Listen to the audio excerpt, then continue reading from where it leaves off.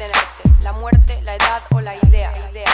¿Quién va a detenerte? ¿Quién va a detenerte? ¿La muerte, la edad o la idea? ¿Quién va a detenerte?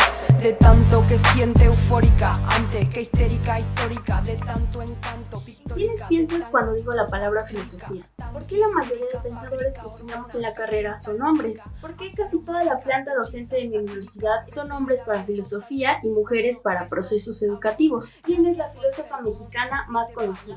Estas y otras preguntas y reflexiones acerca de la filosofía occidental me llevaron a la pregunta que da título a esta cápsula. ¿La filosofía tiene género? Hola a todos, mi nombre es Mariana Romero. Soy editora, escritora, gestora cultural y activista, licenciada en filosofía y maestra en estética y arte. Formo parte del colegio profesional de la COMEFI como parte del Comité de Feminismo y Estudios de Género, así como del Comité Editorial. En esta cápsula hablaré de un problema que en nuestros días es ineludible. Como lo he mencionado, ¿la filosofía tiene género? Podemos abordarlo desde 3 puntos que se relacionan entre sí y que pueden darnos una idea para responder esta pregunta. La escasez de las mujeres o su casi nula participación en la historia de la filosofía. 2. El orden de la vida humana desde una perspectiva masculina androcéntrica. Y 3. El lugar que, de acuerdo con este orden, se supone que les corresponde a las mujeres.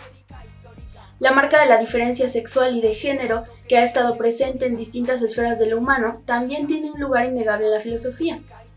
Conocemos, y esto te lo apuesto, a muchos más filósofos hombres que mujeres. Esto no quiere decir que no existan mujeres filósofas o que sus aportes sean irrelevantes.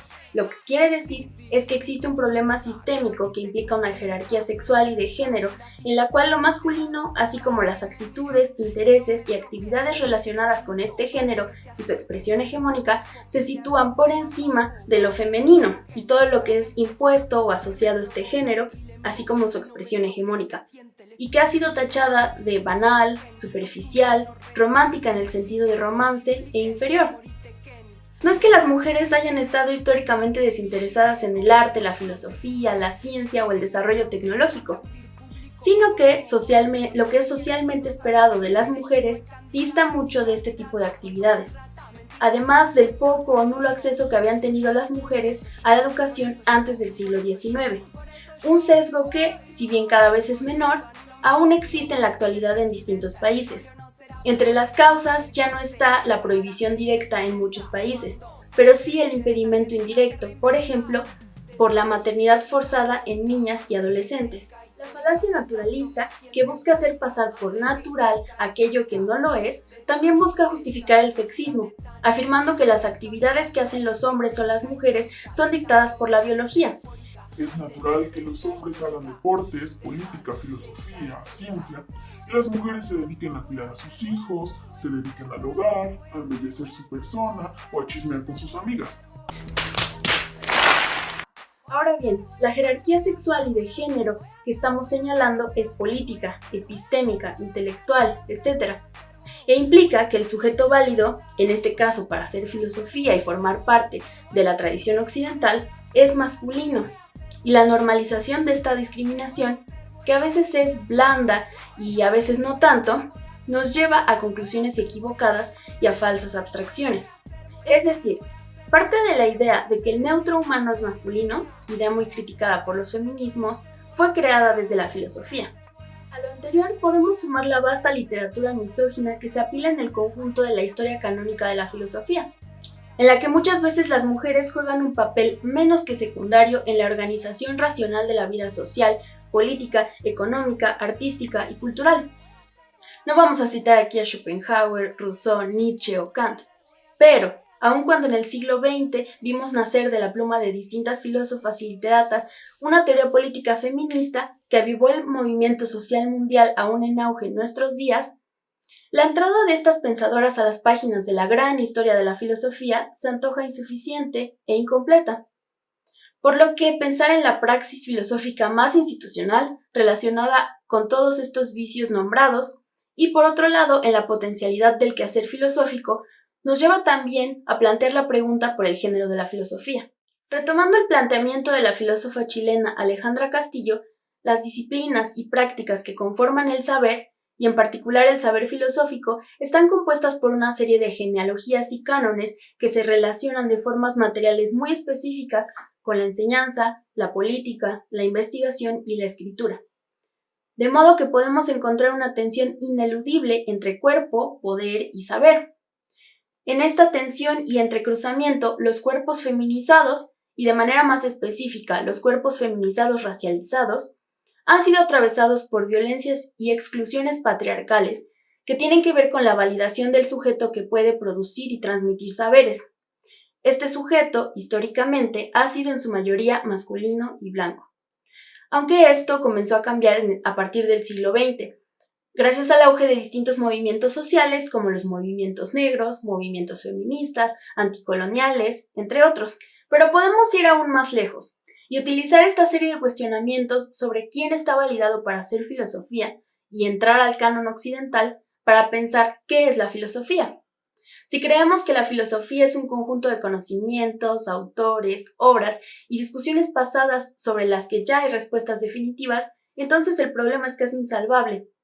Pero si creemos que la filosofía es una actividad y una actitud ante la vida, si creemos que la filosofía no es servil al Estado, la Iglesia o algún otro poder o institución, entonces tenemos un punto de partida.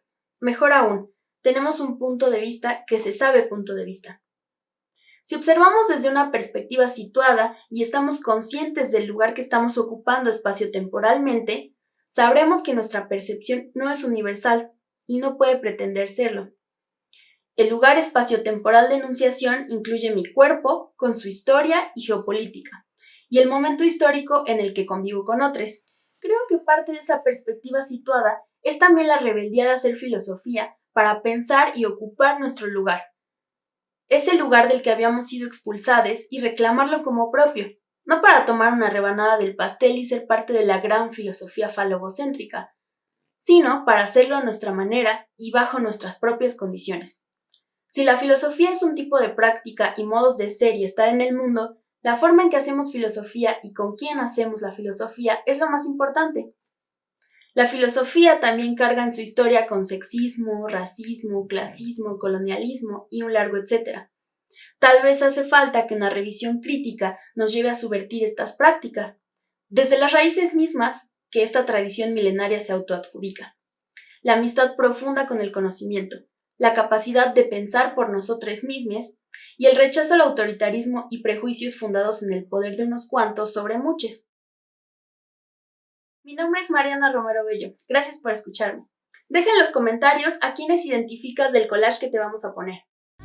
No voy a guardar silencio, no he nacido para callar. Ocupemos los espacios que no quisieron negar. No soy madre por defecto, ni he nacido para esperar. Deconstruyo los cimientos del sistema patriarcal.